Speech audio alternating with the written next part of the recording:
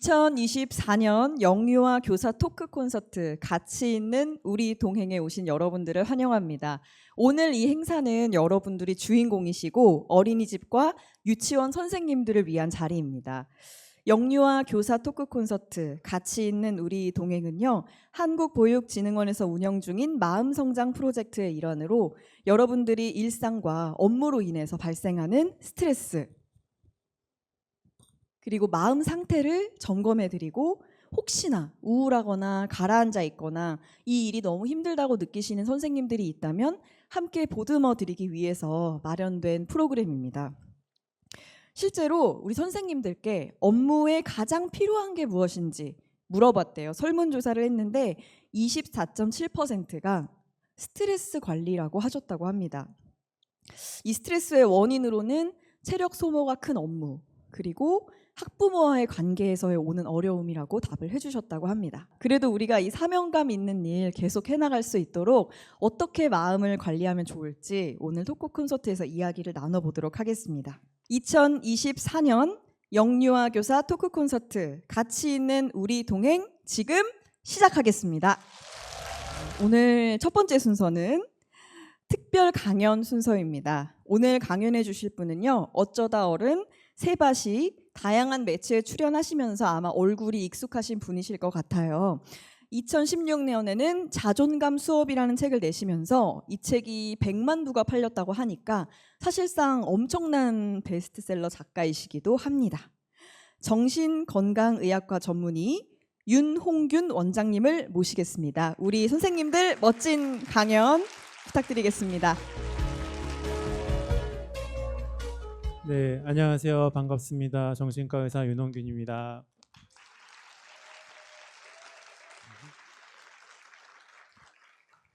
여러 가지 문제들 사이에서 어떻게 하면 마음을 좀 지킬 수 있을까? 마음을 지키면서 좀 10년 차, 20년 차, 30년 차 위기를 건너갈 수 있을까? 그 얘기를 들려드리기 위해서 나왔어요. 오늘 괜찮으시겠어요?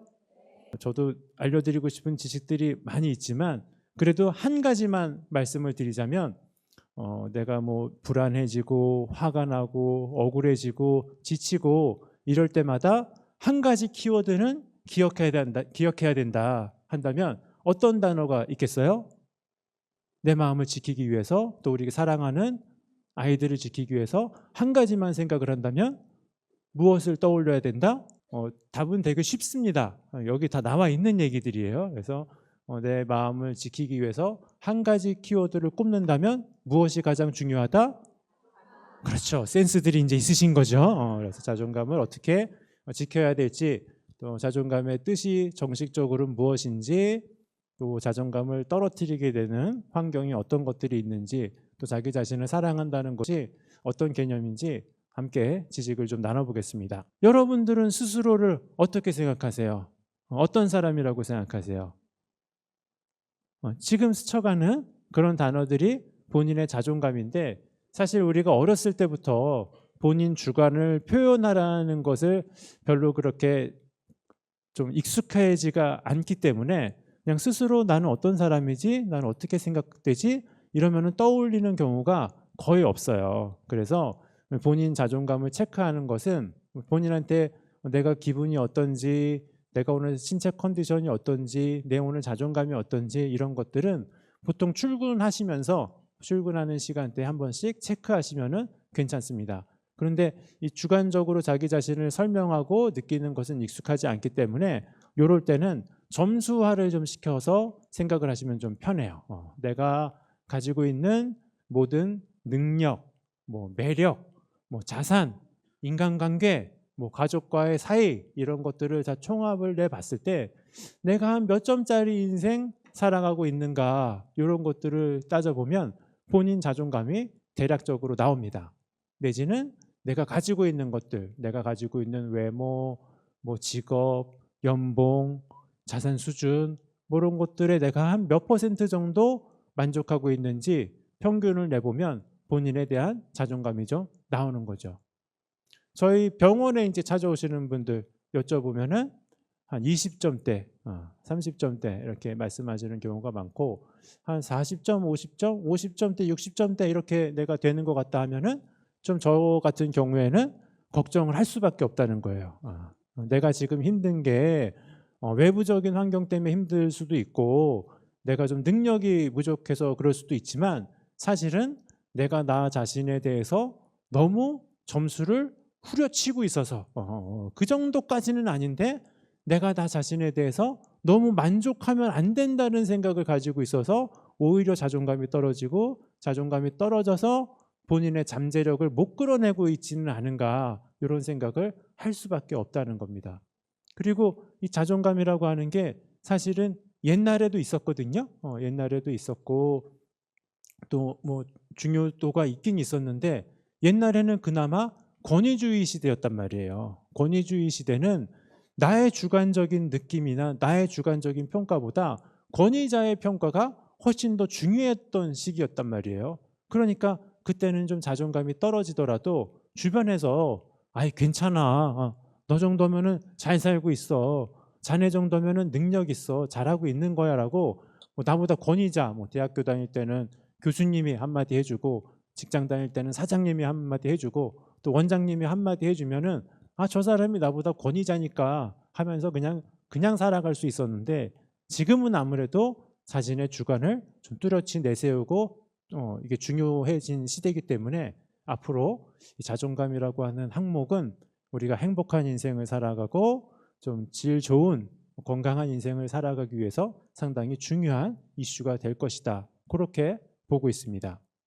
자, 그래서 자존감이 떨어질 때 나타나는 증상 중에 가장 대표적인 증상은요, 이 주관적으로 스스로를 낮게 평가하다 보니까 막 외모도 별로인 걸로 보이고 나는 좀 가치가 없다 뭐 이렇게 생각해서 본인이 가지고 있는 것을 평가절하를 막 하게 되는데 가장 대표적인 평가절하가 뭐냐면 본인이 가지고 있는 판단 능력을 평가절하하게 돼요.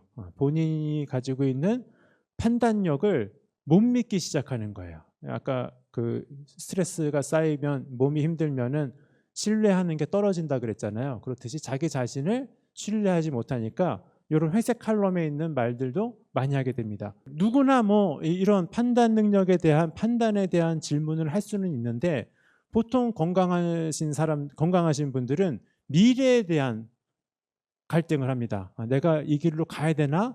저 길로 가야 되나? 내가 이 사람을 만날까 말까? 미래를 고민하게 되는데 과거로 돌아가 가지고 내가 이 길을 선택했던 게 맞는 선택이었는지 이런 것들을 갈등하고 있다면 이게 뭐 많은 분들이 뭐 결정장애에 빠졌다라고 얘기하는데 결정장애가 아니라 내가 나 자신을 믿지 못해서 생기는 일이라고 할 수 있죠. 뭐 그렇잖아요. 우리가 연애를 할 때나 뭐 배우자하고 결혼해서 결혼 생활을 할 때나 이 둘 사이에 문제가 없고 서로 사랑하고 살고 있으면 이런 질문할 필요가 없어요. 그냥 좋아하면서 살면 됩니다. 살면 돼요. 그런데 뭔가 배우자하고 나 사이에 안 좋은 일이 생기고 오해가 생기고 불만족감이 늘어나면 우리가 배우자한테 의문을 품게 되잖아요. 어떤 생각하게 돼요? 내가 당신과 결혼한 게 잘한 선택이었을까? 이런 생각하게 되잖아요. 그래서 저도 어렸을 때 어머니가 이제 저보고 제가 뭐 공부 열심히 하고 생활 열심히 할 때는 별 말씀 없으시다가 뭐 사고 치고 돌아다니고 뭐 시험 성적 떨어지고 그러면은 속상하게 하면은 어머니가 저한테 항상 하시던 말씀이 그거였어요.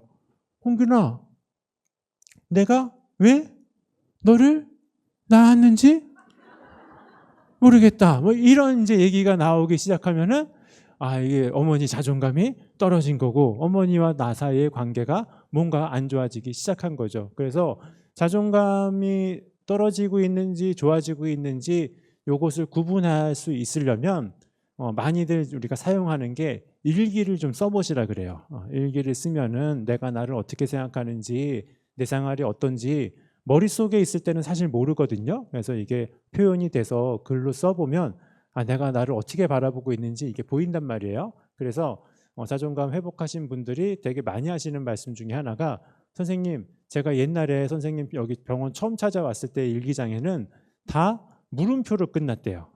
이거는 해도 되나, 이래도 될까 저래도 될까 물음표로 끝나고 답은 항상 모르겠다, 모르겠다, 안 될 것 같다, 모르겠다, 또 질문하고 모르겠다로 끝났었는데 요즘 일기장 보면은 그냥 느낌표로 끝나는 게 많대요. 그래서 이거는 좋다, 이거는 나쁘다, 이거는 뭐 싫다, 내지는 또 좋다 이러면서 느낌표로 끝나는 게 많다고 합니다. 그러니까 우리가 쓰는 말들 내지는 또 우리 주변에 자존감이 걱정되시는 분들 있잖아요. 우리가 오늘 이 자리에 오신 거는 본인 마음 추스리는 것도 위로하는 것도 중요하지만 또 우리가 사랑하는 사람들도 자존감 있게 행복하게 살아야 되잖아요. 그분들이 자꾸 질문이 늘어나고 있어. 특히 이제 고상한 막 철학적인 이게 답이 절대로 나오지 않는 철학적인 질문을 자꾸 머릿속에 하고 있고 나한테 전화 걸어가지고 어차피 하라는 대로 하지도 않을 거면서 뭐 이거 사람하고 만나야 돼, 헤어져야 돼, 이 일을 그만둬야 돼, 말아야 돼, 뭐 이런 얘기를 자꾸 하고 있다면 자꾸 그 정답만 쫓아가려고 하지 말고 지금 이 사람이 마음이 크게 흔들리고 있구나, 불안하구나, 자존감이 떨어지고 있는 순간이구나, 위로가 필요하겠구나, 그렇게 방향을 잡는 게 상당히 중요하다는 거죠.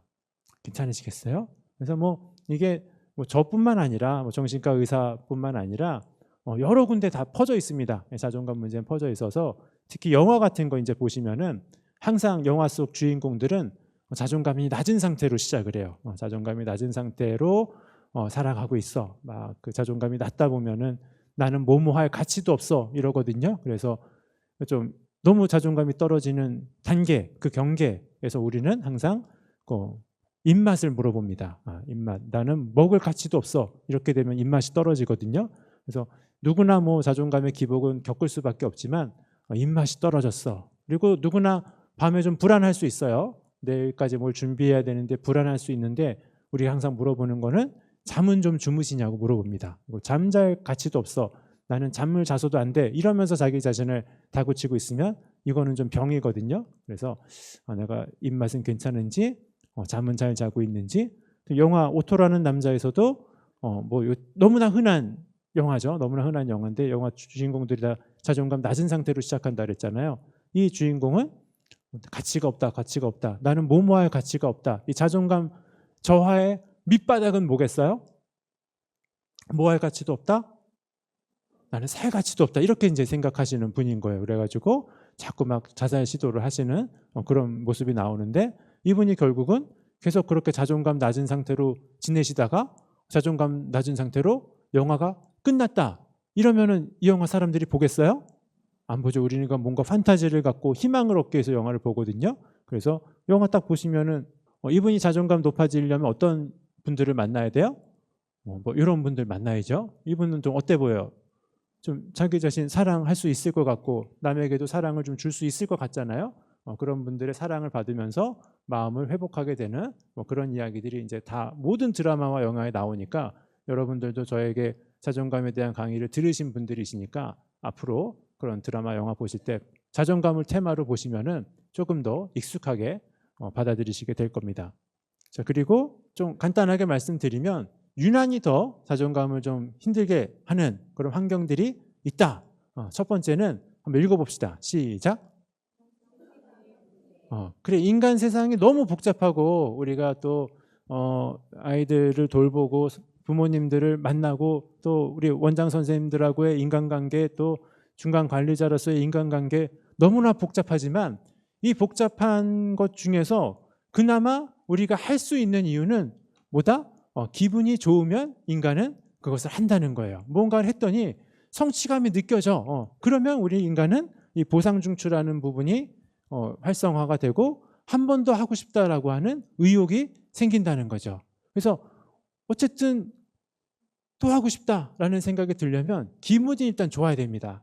반대로 편도체라는 부분이 있어가지고 감정이 상하게 되면 하기 싫어진다는 거예요. 이게 우리 인간에게 가지고 있는 가장 본능적인 엑셀레이터와 브레이크라는 거죠. 그래서 우리가 자존감을 높이기 위해서는 뭔가 자꾸 보상이 주어져야 돼요. 보상이 주어져야 되고 상이 주어져야 됩니다. 그래서 연말이 돼서 막 우리가 송년회를 하고 그러잖아요. 그래서 우리 스스로에게 자존감을 높여주기 위해서는 자꾸 주변 사람들한테 뭐를 줘야 돼요? 상을 자꾸 만들어서 줘야 된다는 거죠. 상도 만들어주고 칭찬도 해주고 그래야지 또 그 사람들이 기분이 좋아져가지고 우리한테 뭘 줘요? 또 칭찬도 주고 누군가한테 상을 줘야 그 상이 제정이 돼서 또 나한테도 기회가 오니까 그런 식으로 좋은 피드백을 주고받는 게 자존감 면에서도 상당히 중요하다는 거죠. 특히 제가 여러분들에게 말씀드리고 싶은 것은 퇴근 시간을 꼭 정해두시기 바래요. 퇴근 시간을 정해두시기 바래요. 왜냐하면 이게 뭐 아까 방송에서도 나왔지만 안내 방송에서도 나왔지만 이게 막 그 언제든지 궁금한 게 막 생기고 걱정하는 게 생기잖아요. 아이가 껴 있으면. 그래서 뭐 그렇게 치고 들어오는 어떤 뭐 걱정이나 불안도 중요하지만 선생님들이 책임감이 너무 강하시다 보니까 하루 종일 아이 생각들만 하시는 경우가 있어요. 하루 종일 직장 생각만 하시는 경우가 있어요. 그리고 주말 내내 우리 아이들 걱정만 하시는 경우가 있어요. 그런데 그게 오히려 사람을 지치게 만들고 힘들게 만들기 때문에 이것도 우리의 직업이고 일이니까 뭐 딱 근무 시간 그 어린이집과 유치원에서 근무하는 시간만 이 학문 이것에 대해서 집중하는 신경 쓰는 것은 불가능하니까 제 생각에는 한 저녁 저는 그래요. 저는 정신과 의사 하면서 또 밤에 글도 쓰잖아요. 작가 일도 하지만 저는 퇴근 시간이 저녁 9시입니다. 저녁 9시가 지나가면 모든 생산적인 활동을 하지 않아요.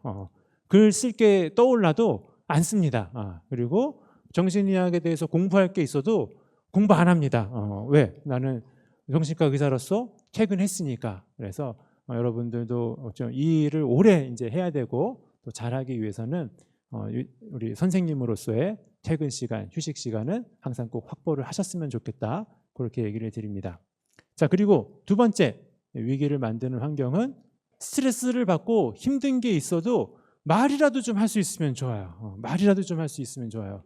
그런데 우리 같은 사람들은 좀 직업에 대한 어떤 판타지가 있는 직업인 것 같아요. 그래서 의사들도 힘들다라고 얘기하면은 좀 신뢰가 안 가고 선생님들도 애 때문에 힘들어. 요즘 내가 우리 반에 누구 애가 있고 학부모 때문에 힘들어. 그러면은 선생님이 그러면 안 되지. 막 이런 피드백 많이 들어보신 적 있으셨을 거예요. 그런데 우리도 인간인 이상 힘든 건 힘들다고 말을 좀 할 수 있어야 됩니다. 여러분들은 좀 어떠세요? 오늘 오신 분들은 힘든 거 힘들다고 얘기할 때 그런 장소나 사람이 좀 있으세요? 내 힘든 얘기를 좀 하게 놔두는 사람들이 좀 있으세요? 있으시면은 정말 좋은 거예요. 정말 좋은 거예요. 그 친구들한테 잘해주세요. 그 친구들이 어디 아프다 그러면은 병원 데려가가지고 링겔도 좀 맞춰주고 어디 건강검진 데려가가지고 나쁜 세포 있는지 1년마다 추적 관찰 꼭 해주세요. 왜 그래야 되냐면 그 친구들이 우리보다 오래 살아야 되니까 그래요. 우리는 평생 힘든 일들이 생길 거고 이제 인간의 뇌에서 가장 똑똑한 부위가 전전두엽이라고 하거든요. 이 전전두엽 피질에 표현성 언어 중추가 있어요. 그래서 사람은 말을 하고 있을 때 가장 자신의 똑똑한 뇌를 사용을 하고 있는 겁니다. 그래서 그 힘든 얘기를 하고 있으면 논리적으로는 뭐 맞지 않을 수 있어도 어쨌든 그 경험에서 내가 어떻게 이 문제를 해결해 나갈 수 있을지 가장 고등한 뇌를 쓰고 있는 과정이기 때문에 힘든 게 있으면 뭐 때문에 힘들다, 힘들어서 어떻게 됐다, 그게 몇 번째 힘들었던 거다, 그래서 다음부터는 어떻게 할 거다, 이 얘기를 말로 표현할 수 있는 환경만 돼도 좀 덜 지치고 자존감을 회복할 수가 있다 그러는 거죠. 그런데 현실적으로는 어때요? 집에 가가지고 오늘 하루 종일 애들한테 시달리고 학부모님들한테 시달리고 인간관계에 치이다가 집에 가가지고 아유 힘들어 이 말 한마디 하려고 소파에 앉으면서 아유 힘들어 하려고 그러는데 가족들이 뭐라 그래요?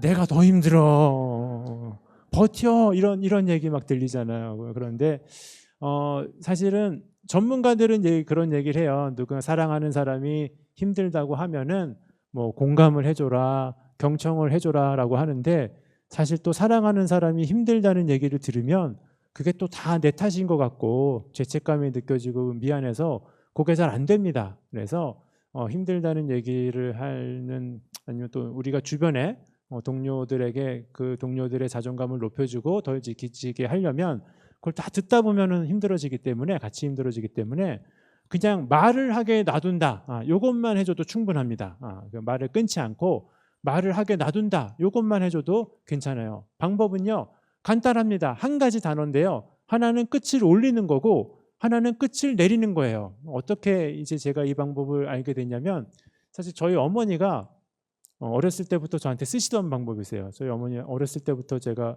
어릴 때부터 사회활동 하셨던 분이거든요.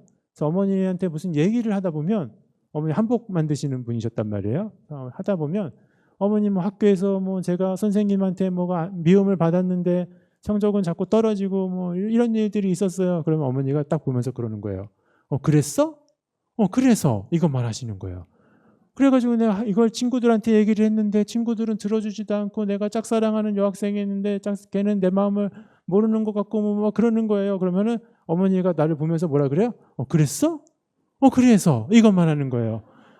그럼 내 얘기를 어머니가 들으시는 것 같기도 하고 안 듣는 것 같기도 하지만 어쨌든 내가 말을 자꾸 하다 보니까 야 내가 이 똑같은 얘기를 4번, 5번을 반복을 하고 있었구나 하면서 나도 좀 그만해야겠다라는 생각을 하게 되고 내가 힘들어하는 대목에는 항상 공통적으로 억울하다는 단어가 나온다는 걸 알게 됐어요. 그냥 내 머릿속에 있을 때는 몰랐는데 나는 참 억울함에 되게 취약점이 있는 사람이구나라는 것을 내가 말하면서 한번 듣고 또 이걸 귀로 들으면서 한번 생각하면서 자기 자신에 대해서 알게 됐거든요. 그래서 여러분들도 만약에 사랑하는 사람이 있고 그 사랑하는 사람이 좀 잘 됐으면 좋겠어. 자존감도 있고 덜 지쳤으면 좋겠어. 그러면은 그 사람이 힘든 얘기를 할 때 뭐만 해주면 된다고요? 그랬어? 그래서 요것만 해주시면 됩니다. 사랑하는 사람의 자존감을 높이기 위해서는 뭐만 좀 기억하자? 그래서 요것만 해도 한 85점 이상은 된다 말씀을 드립니다.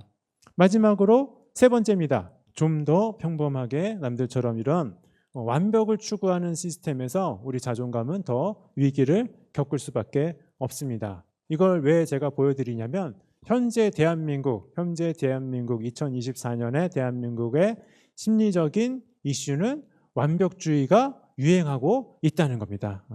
이 이유는 뭐 미디어의 발달이라고 하죠. 뻔하죠. 미디어의 발달이라고 하죠. 그래서 우리가 그냥 평범한 사람들 간의 나를 비교하는 게 아니라 SNS를 통해서 방송을 통해서 나오는 가장 완벽했던 사람들의 모습과 자기 자신을 비교하기 때문에 자기 스스로도 힘들고 남과도 이제 비교를 하게 되는 거예요.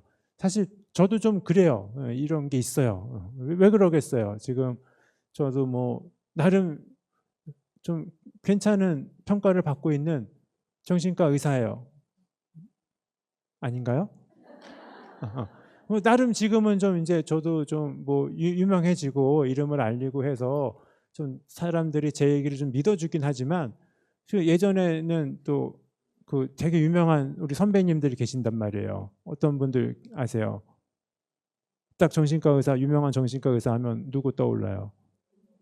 그렇죠. 오은영 교수님 떠오르잖아요. 그러니까 제가 정신과 전문의 처음 되고 막 활동 시작하는데 자꾸 찾아오시는 분들이 오은영 박사님하고 저를 비교하시는 거예요. 그 텔레비전에서 봤을 때는 정신과 의사들은 얘기도 잘 들어주고 솔루션도 딱딱 집어서 해주는데 왜 선생님은 그냥 듣기만 하고 뭐 얘기도 잘 안 해주기냐 막 그러면서 비교를 많이 당했거든요. 그러면서 물론 저도 마음속으로는 오 교수님을 존경하고 진짜 너무 따르고 싶은 분이지만 우리가 다 오은영 선생님처럼 될 수는 없는 거였잖아요. 그래서 그때 막 비교를 당하면서 자괴감이 또 들기도 하고 또 이 SNS가 발달하다 보니까 저만 해도 그래요. 저도 오늘 강연하러 와가지고 뭐 오늘 하루를 보내고 SNS, 인스타에다가 제 사진을 올릴 거란 말이에요. 그럼 어떤 사진을 올리겠어요? 뭐 아침에 막 일찍 일어나가지고 허겁지겁 밥 먹고 그런 사진 올리겠어요? 안 올리죠. 어떤 사진 올리겠어요? 뭐 코엑스 와가지고 막 같이 있는 우리 동행 영유아 교사 토크 콘서트 막 이렇게 해갖고 사진 올릴 거 아니에요. 거기 그 사진에는 어떤 모습이 나오겠어요? 제 모습 이렇게 딱 강의하는 건 뭐 나오겠죠. 막 화면 막 나오고 그렇죠? 나오겠죠. 여러분들은 어떤 모습 나오겠어요? 그 사진에. 제가 막 질문하는데 막 대답 아무도 안 하고 막 그런 거 나오겠어요? 이렇게 지금 멍한 표정과 이렇게 초점 잃은 눈동자 그런 거 나오겠어요? 안 나오죠. 여러분들은 철저히 뭐가 나와? 뒤통수만 나와야 돼. 뒤통수만 나와야 된다는 걸. 그래서 거기다가 이제 뭐 사진에다가 나는 강의하는 거 나오고 여러분들은 뒤통수 나오고 항상 여기 딱 센터에 있어야 돼. 센터랑 여기 왔다 갔다 해야 돼. 왜 그러겠어요? 여기 사람이 제일 많아 보인단 말이에요. 그래서 그런 거 이제 사진 올려놓으면은 친구들은 어떻게 생각하겠어요? 아, 윤원균이 오늘 하루도 되게 멋있는 데 다녀왔구나. 또 오늘도 강의 또 하고 강의하는 데서 호응도 되게 좋았었구나. 잘 나가는구나. 이렇게 이제 생각하면서 자기 자신을 비교할 수밖에 없다는 거죠. 우리가 어쩔 수 없이 SNS로 사회활동을 하다 보니까 남들의 베스트 컷과 나의 일상을 비교하게 되면서 자괴감에 생길 수밖에 없다. 보상중추는 힘을 잃는다. 이렇게 생각이 자꾸 드는 겁니다. 그리고 또 뭐 결국은 보상중추를 자극하지 못하고 또 달리다 보면 결국은 지치게 된다. 지치게 되고 지치게 돼서 번아웃 증후군으로 이어지는 문제가 생긴다. 그래서 저는 처음에는 제가 정신과 의사 일을 시작한 것은 중독과 관련된 일을 시작했던 거예요. 중독과 관련된 일을 학생들 게임 중독, 뭐 어른들 알코올 중독, 도박 중독, 또 행위 중독이라 그래가지고 뭐 성중독, 뭐 불륜, 뭐 이런 거 이렇게 공부를 하다가 조금 더 그럼 근본적인 이유는 뭐냐? 이분들이 왜 이러시냐? 찾다 보니까 그 자존감 문제가 있어서 이런 게 왔다. 그래서 자존감 문제를 좀 확대해서 또 보게 됐죠. 그러다 보니까 그럼 자존감 문제는 왜 또 오냐? 봤더니 대한민국에서 가장 많은 부분은 번아웃과 함께 오더라. 우리 대한민국 사람들이 어디 세상에 내놔도 머리도 좋고 똑똑한 사람들이고 열정적인 사람들인데 논문을 찾아보니까 이 열정적인 사람들 또 가치 기준이 높은 사람들이 가지고 있는 고질병 중에 하나가 번아웃 증후군이고 이 번아웃 증후군의 가장 핵심적인 증상이 한 5가지가 있는데 그 세 번째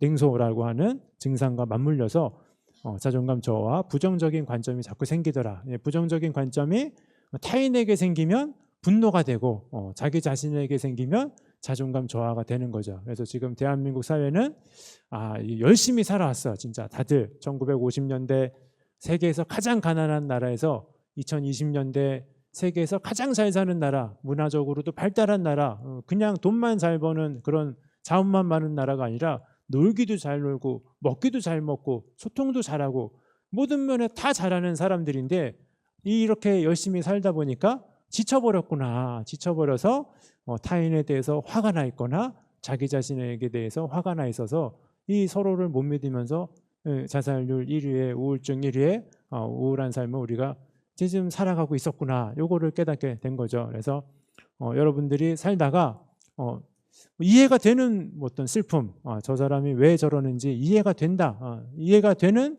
아픔, 내가 왜 이러는지 알겠어. 그러면 된 거예요. 그러면 된 건데 모르겠을 때가 있거든요. 내가 왜 이러는지 모르겠어. 내가 왜 이렇게 의욕이 떨어지는지 모르겠어. 왜 이렇게 불안한지 화가 나는지 모르겠어. 그러면은 원인은 뭐로 생각하면 90% 이상 맞다? 지쳐서 그런 거다. 지쳐서 그런 거다 생각하면은 자기 자신을 사랑까지는 못하더라도 이해까지는 갈 수 있으니까 이제부터 여러분 우리가 마음을 들여다보다 보는 핵심은 자존감이 있고 또 자존감이 떨어진 원인에는 지치는 게 있구나. 요거를 반드시 좀 기억해 주셨으면 좋겠어요. 특히 우리 직장 동료분들 중에 무기력해지고 이제 자기 기능을 못 하시는 분들 계신데 우리 사회가 아주 어릴 때부터 사실 입시가 시작되잖아요. 어릴 때부터 영어 유치원도 다녀야 되고 막 선행학습도 해야 되고 그러다 보니까 사회생활 시작하기 전부터 이미 지쳐서 이 세상에 나오다 보니까 요즘 뭐 MZ세대 분들 막 이리저리 막 까이기도 하고 막 그러는 거 너무 좀 안타까운 게 옛날보다 오히려 좀 지친 채로 사회생활을 시작하다 보니까 옛날과는 좀 다른 세대 차이를 느껴질 수 있습니다. 그래서 그분들도 연세가 좀 있으신 분들은 있으셔서 또 젊으신 분들은 젊을 때 어렸을 때부터 소진돼서 그럴 수 있겠구나 하고 이해하는 마음을 좀 품어주셨으면 좋겠어요. 자, 뭐 여러 가지 이야기가 있겠지만 좀 정리합니다. 그래서 자기 자신을 사랑을 하려면 크게 한 3가지 정도 신경을 써야 됩니다. 자, 첫 번째, 자꾸 자기 자신한테 좋은 얘기를 좀 들려줘야 됩니다. 우리가 사랑하는 사람, 우리가 처음에 데이트할 때 어떻게 시작했어요? 그냥 뭐 사랑한다고 그냥 들어가지 않았잖아요. 처음에 인사도 하고 잘 잤냐고 물어보기도 하고 어제 어땠냐고도 관심도 가져주고 그랬잖아요. 그랬듯이 자기 자신한테도 자기 자신한테 뭔가 좋은 얘기들을 자꾸 들려줘야 됩니다. 그래야지 우리가 덜 지치고 자존감도 확보할 수 있는데, 제가 꼽은 단어는 잘했어요. 잘했어요. 그래서 이 잘했다는 말 한마디를 못 들어가지고 평생 우울증에 걸리고 약을 먹고 하시는 분들이 너무나 많습니다. 그래서 한국 사람들, 특히 우리 선생님들 너무나 잘하시고 계신데, 우리 또 학부모님들이 오늘 큰 판타지를 갖고 있다 보니까 잘했다는 말 한마디를 못하고 애를 졸업시키는 경우들이 너무나 많아서 우리 스스로에게라도 좀 잘했다라는 얘기를 들려주면서 힘을 좀 내야 되지 않을까 생각을 합니다. 자, 2번째 읽어봐 주세요. 시작. 이게 왜 중요하냐면, 어떤 일이 생겼을 때 자기 자신을 방어해주는 단어 하나가 있어야 된다는 거예요. 그렇지 않으면 우리는 습관적으로 왜를 떠올리게 됩니다. 내가 왜 늦었을까?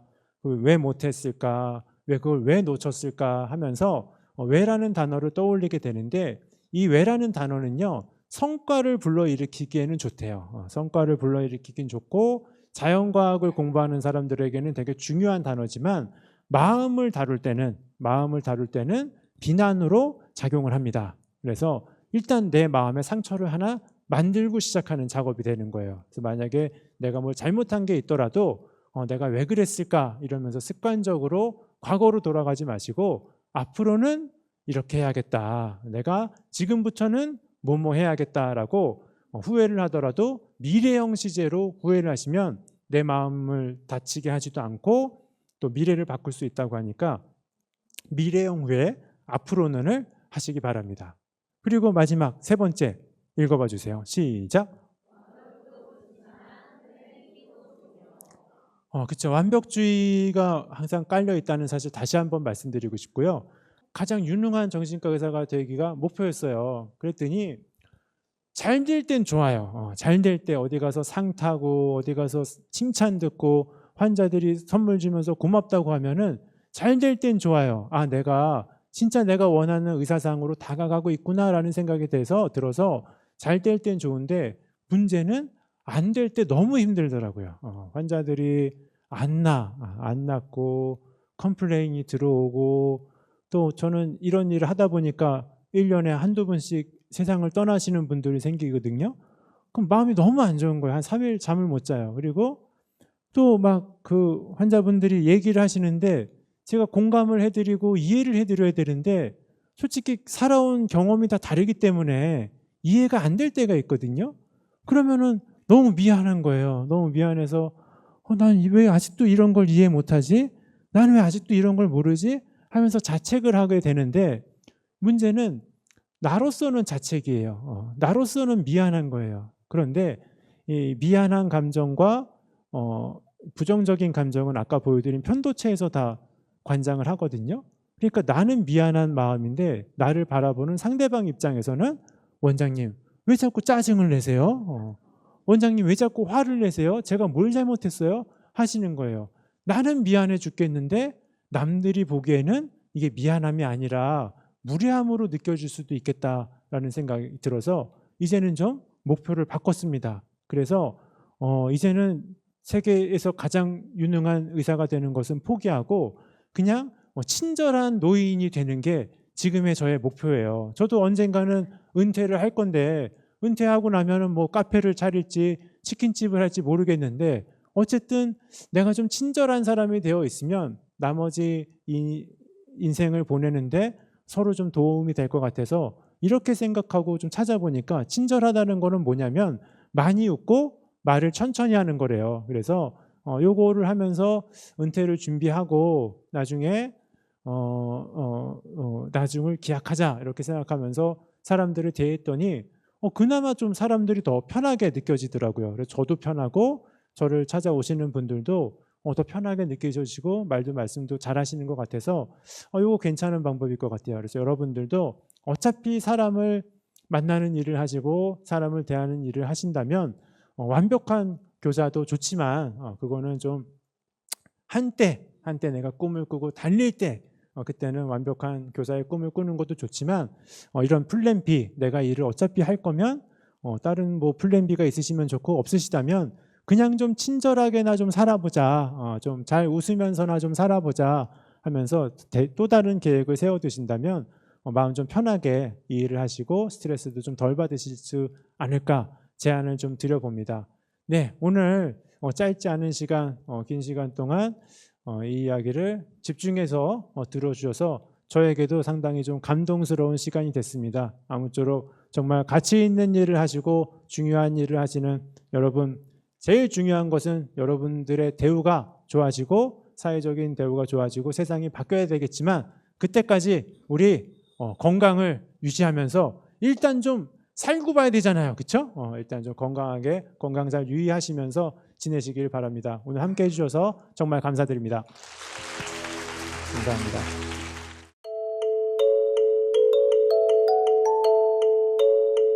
네, 이제 고민 상담소를 시작을 할 텐데요. 네. 이번 시간은 네. 여러분들이 현장에서 느꼈던 말 못할 많은 고민들을 네. 저희가 정말 털어놓고 그 네. 해결 방안을 좀 모색해 보는 시간입니다. 영유아 교사라는 직업으로 갖고 있는 고민들, 그리고 영유아 교사라는 책임감 때문에 제약받는 것들에 대한 고민, 저희가 오늘 다양하게 이야기를 해볼 텐데요. 저는 현장을 지킨 지 9년차 되는 교사입니다. 요즘 여러 가지 어려움이 있지만 저는 빠르게 변화하는 사회와 이 보육 현장에서의 적응이 가장 어렵습니다. 네. 특히 유보통합이라는 커다란 변화 앞에 선 저. 변화하고 불확실한 상황 속에서 어떻게 나를 안정시킬 수 있는지를 알려주세요입니다. 근데 저도 그렇지만 선생님도 아마 그러시겠지만 저희가 직업을 갖고 있는 사람이기 때문에 네. 이제 어떤 뭐 나라에서 뭐 변화가 있다는 소문이 들리거나 있을 수도 있다는 얘기가 들리거나 할 때마다 사실 신경이 안 쓰일 수가 없어요. 당장 나한테 닥칠 일이 아니어도 너무 스트레스를 받고 그럼 나는 좋은 선생님이 되려고 했는데 뭐 5년 뒤에는 내 직장이 어떻게 되는 거지? 뭐 이런 생각이 너무 많아져서 오히려 너무 번아웃이 와버릴 수도 있을 것 같아요. 네. 뭐 세상은 또 변하니까 우리 같이 변해야 됩니다. 그런데 사실은 못 믿는 거죠. 뭘 못 믿느냐? 이 변하는 세상에서 내가 잘 적응할 수 있을지 자기 자신을 못 믿으니까 불안해지는 겁니다. 그럴 때는 제가 만든 말인데 상당히 좀 효과적인 말이 있습니다. 뭐가 있냐면 자기 자신을 믿지 못하겠을 땐 남을 믿어라. 오, 그럼 우리 뭐 옆에 있는 선생님이나 그렇죠. 나는 뭐 적응을 못할 수 있어. 적응을 못할 수 있지만 옆에 있는 얘는 적응할 수 있단 말이죠. 그러면은 얘만 따라가면 되는 거예요. 그럼 주변에 약간 그 대상을 좀 잘 정해야 되겠네요. 그렇죠. 내 주변에 있는 사람 중에서 좀 믿을 만한 사람. 그리고 또 이렇게 본인이 깨닫고 본인이 능력이 좋아지면은 사람은 본능적으로 잘난 척을 좀 하고 싶어져요. 그래서 맞아요. 사실 저도 책을 쓰고 강연을 하게 되는 게 그런 게 있는 거예요. 내가 깨달은 게 있고 좀 잘난 척을 하고 싶은 마음이 있는 거거든요. 제 자존감을 높이고 싶었는데 어떻게 하니까 자존감이 높아졌더라. 뭐 이런 거 하는 게 글 쓰는 작업이거든요. 그래서 내 마음이 힘들지만 답을 못 찾겠지만 분명히 나보다 앞서간 잘나신 분들이 있어요. 그래서 약간 해답을 찾으신 분이 있어요. 그분들을 둘러보면 있습니다. 분명히. 그분들이 또 책을 쓰고 있고 강연을 하고 있고 잘난 척을 하고 있어요. 그러면 그분들한테 가서 물어보고 어떻게 하는 게 좋겠는지 하는 거죠. 그래서 뭐 자기 자신을 믿고 가는 것도 좋지만 그거는 뭐 너무나 정답이고 자기 자신을 못 믿겠을 때는 남을 좀 믿고 묻어서 가자 이렇게 하시는 게 하나가 좋겠고 그래도 잘 안 되겠어. 그래도 잘 안 되겠어. 도저히 나도 진정이 안 돼. 진정이 안 돼. 그러면은 그럴 때 많이들 하시는 생각이 선생님 저만 적응을 못하는 것 같아요. 나만 이런 것 같아요. 라는 생각이 하시게 되는데 그럴 리는 없습니다. 그럴 리는 없습니다. 그래서 그럴 때는 나만 이러겠냐, 나만 이러겠냐로 자기 자신을 방어하면서 이런 변화의 물결을 나 혼자 맞이하는 게 아니잖아요. 나 혼자만 맞이하는 것도 아니고 또 나 혼자 대처해야 되는 건 아니기 때문에 우리가 교사라고 하는 큰 틀에서 움직이고 함께 겪어야 될 문제이기 움직이고 때문에. 있으니까 거기서는 순발력이 좋으셔서 먼저 대안을 뽑아내시는 분들도 있고 우리처럼 저처럼 뭐 순발력은 떨어지지만 눈치껏 잘 따라가시는 분들이 대부분이거든요. 그래서 눈치를 보고 주변 분들이 어떻게 움직이고 있는지 물어보고 피드백을 받고 네네. 좀 슬로우 스타터가 되어보자, 그렇게 답을 드리고 싶습니다. 근데 진짜 네. 제가 네. 네, 박수 좀 주세요. 고민 사연들이 다 만만치가 않아가지고 네. 이게 해결이 될까? 답을 주실 수 있을까? 좀 생각했는데 네. 정말 저도 좀 깨달음이 온 게 어떤 변화가 있더라도 그 변화는 나 혼자 겪는 게 아니고 그렇죠. 다 같이 겪을 일이고 우리 선생님들 다 함께 겪을 일이기 때문에 내가 너무 앞장서서 다 해결할 필요도 없고 네. 나 혼자서 해결할 것도 아니고 내 동료들과 조금 느긋하게 함께 바라보면 해결책도 나와 있을 수 있고 또 그 사이에 또 상황이 바뀔 수도 있기 때문에 네. 너무 초조해하지 않는 게 답이겠구나라는 생각도 드는 것 같습니다. 다음 고민 사연은요. 저희 기관은 친한 선생님들끼리의 그룹이 정해져 있어요. 저는 어느 그룹에 속하지 않으면서 네. A그룹, B그룹 선생님들과도 잘 지내는 사람인데 네. 그러다 보니 이 그룹 선생님들끼리 네. 상대 그룹에 대한 이 네. 부정적인 이야기를 자꾸 하십니다. 네. 근데 참 일을 하다 보면은 서로에게 오해가 생기고 서운한 점이 있는 경우가 대부분인데 네. A그룹 얘기를 들으면 A의 입장이 공감이 되고 네. B그룹 얘기를 들으면 B의 입장도 이해가 네. 돼요. 네. 제가 중간에서 박쥐가 아닌 박쥐가 된 느낌이라 참 곤란한데 네. 어떻게 해야 현명하게 관계를 풀 수 있을까요? 하셨습니다. 이게 뭐 직장이다 보니까 우리 교육 현장도 직장이다 보니까 이런 일이 생길 수밖에 없죠. 이럴 때는 내가 어떻게 해야 되나? 이러면은 상당히 유혹이 듭니다. 유혹이 들어서 뭐 A, B 다 싫다. 나는 니네들 뭐 하는 짓이냐? 화가 막 나가지고 나는 나한테 이런 거 하지 마라. 이런 유혹이 막 올라오죠. 막 작작 좀 해라 이러고 네, 싶을 때가 마음이 생기고 네. 그거 잘 참으셔야 돼요. 어. 잘 참으셔야 됩니다. 그리고 또 나는 모르겠다. 나는 모르겠다. 근데 알아서들 해라. 방관하고 싶은 또 생각이 드는데 그것도 사실 현실적으로 쉽지가 않은 게 인간이라고 하는 게 어느 그룹에 들어가 있지 않고 나 혼자 있을 때 외로움과 불안함이 상당히 세거든요. 그래서 A팀하고도 좋은 관계를 맺고 싶고 이분은 또 B하고도 좋은 관계를 맺고 싶은 그런 마음이 있는 거죠. 그래서 그 A와 B 중에 하나를 선택해라 뭐 이런 것도 좀 답은 아닌 것 같아서 이런 경우에 제가 답을 드리자면 네. 깜짝 놀란 척을 하라 합니다. 아까 말씀해 주신 그래요? 이건가요? 진짜?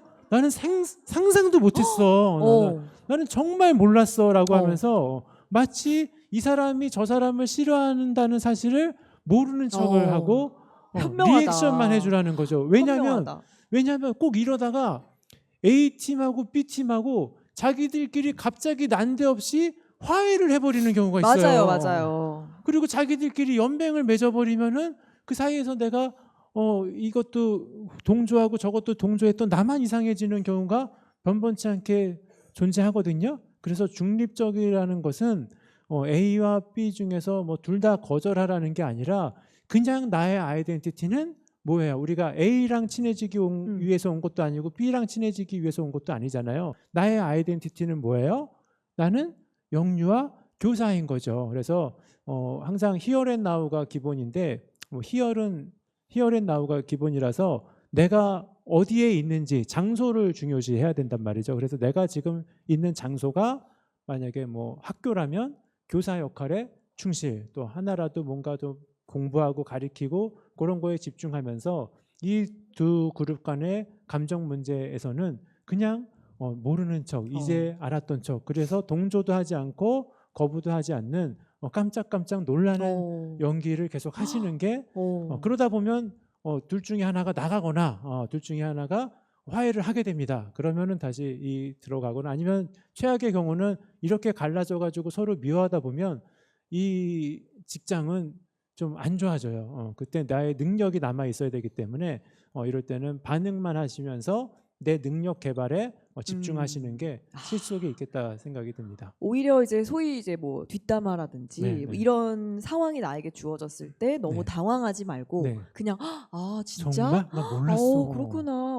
그렇게 생각할 수도 몰랐는데 있었어. 이렇게 네, 네. 연기력을 발휘하셔가지고 그렇죠. 뭐 우리가 이 상황을 사회생활이니까요. 타개해보자. 그렇죠. 사회생활이니까. 네, 이런 것도 우리는 해야죠. 이미 A한테 B 얘기를 다 들었지만 그렇죠. 또 B가 찾아서 얘기하면 아 진짜 이렇게 하면서 네. 우리 연기력을 좀 발휘해보자. 그러니까 맞아요. 결국은 마음에 담아두지 말라는 이야기고 그렇죠. 네 정말 우리가 중요한 것은 따로 있으니까. 중요한 것, 진짜 네. 중요한 게 뭔지를 생각해 보자는 말씀을 주셨습니다. 용기 내서 고민 사연 보내주신 선생님들께도 진심으로 감사합니다. 오늘 함께 해주신 윤홍균 선생님께도 진심으로 감사드립니다.